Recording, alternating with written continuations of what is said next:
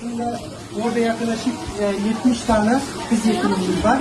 Onların her birini Özbek ve Türkmenler bölgesinden ve Türk suyundan gelen babalarını, bazıları annelerini olan ve bazıları da baba annesi yani Türk mağdur, baba annesi yaşıyor ama durumları çok kötüydü. Onları biz aldık ve burada sayın değerli abimiz Davut Karataş'ın vesilesiyle aldık buraya. Ve burada da tarih yardım Afganistan Şura Millet Başkanı ve benim babam oluyor aslında. Burada yetimhanenin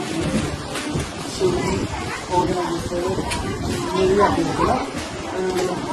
Şimdi bizim yerli günümüz bazı Özbekçe'de söyleyeyim. Türkiye'den rehberimiz var, Canan Bahçeli'yiz. Şuna da eğitimle her kişi oradaki bu okula hükümet edildiler. Bizden kızlar aşırı kondular, kızlar mahvet ediler. İnşallah bu yakında da bizler resmi düzene mahvet ediler. Günlere bağlarlar. Sizler